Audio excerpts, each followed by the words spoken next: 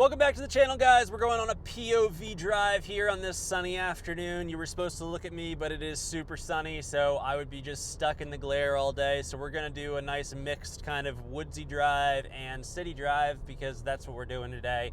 And this is going to be a video that discusses the first 1,500 miles of ownership of this car because I hit 1,500 miles on this vehicle, which is super exciting. I have a few things that I want to talk about coming from the VA platform to the VB platform in this car, and wow, the pickup is, I'm not even flooring it. The pickup is so strong on this car. So yeah, this is actually going to be a fairly interesting video because I know most of you are thinking about clicking off at this point. I'm going to talk about some interesting things here, so let's get into it. First and foremost, I want to talk about the first 1,000 miles and the break-in period, and then the 500 that came out of that to get me to the 1,500. I haven't done my first oil change yet. I know I'm slacking. I need to get it done. Haven't done it yet, so I've done very few pulls. I might do a few pulls during this. I just did kind of a pull. I did another POV driving where I did a few other pulls, but I've only done about 10 pulls total in this car, just because I need to get the oil changed. It is the first oil change, and I'm planning on doing it. But with that said, I've been driving the car pretty cautiously and carefully just to kind of get my feeling behind it, do the full proper break-in, get everything done that needs to be done with the car.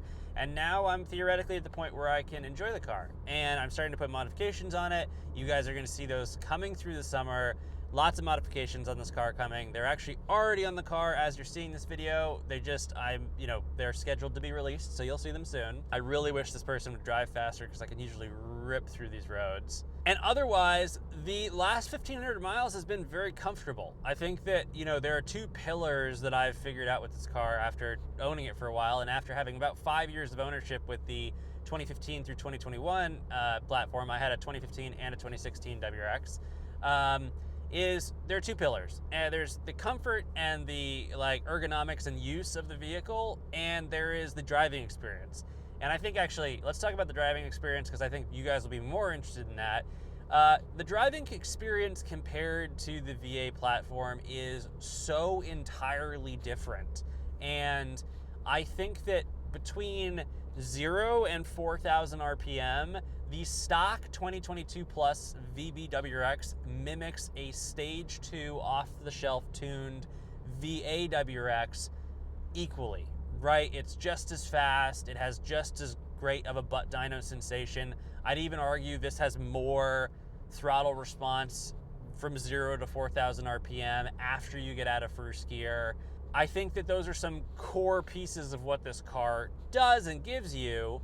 And I think that where it fails a little bit is on the upper end and in first gear. But with that said, from how fun is this car to drive, what I can say with complete confidence is the VB WRX is loads more fun stock to stock, but more importantly, the VB WRX performs much more similarly to a tuned, not fully pro-tuned, but a tuned with some bolt-ons VA WRX in power delivery, speed, everything. It really does compete quite well. I think from a handling perspective, it's a very similar car.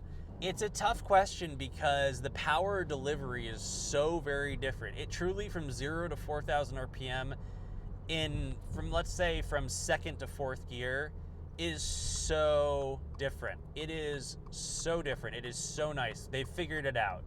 I think where it falls apart is first gear is tough. 0 to 60 pulls are tough because first gear, you just can't get a lot behind the car. And I think what I've noticed is the top end power on the highway, and maybe that's coming from having a tuned 2016 WRX for so long, making decent power that did okay in the top end. This has just no power in the high 5th and 6th gear, specifically 6th gear, but when you're trying to make a pull or really give it some gas on the highway, there's just not a lot behind it. Which isn't a bad thing. It's something that we can address with this car. But that's the driving experience. Moving on to comfort. I will say that this car is not comparable to other WRXs. It is such a comfortable car. I made a video on some of the common problems with this platform. A lot of it were ergonomics of ownership, like the startup problems, the head unit problems, all that stuff. And what's been interesting is that you know, since I bought this one, I've made that video all based on community experience and experiences that I've had with friends that own this car and all that kind of stuff.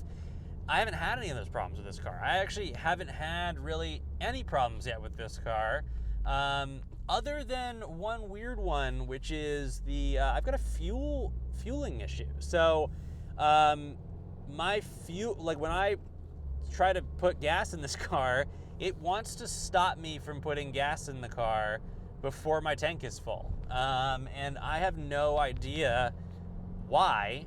And it has a catch at like 3/4 of a tank. And sometimes I can get it all the way full, sometimes I can't. And I can't predict when or why or what's gonna happen.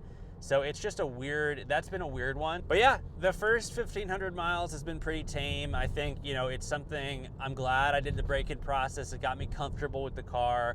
It helped me enjoy a lot of the creature comforts. I think that one of the big items that it actually did that I think maybe I should have probably opened with, but I didn't, was that not modifying it for the first 1,500 miles was powerful because my progression and what I wanted to do with the car has completely changed. I've actually really grown to like the fender flares in person on the red WRX.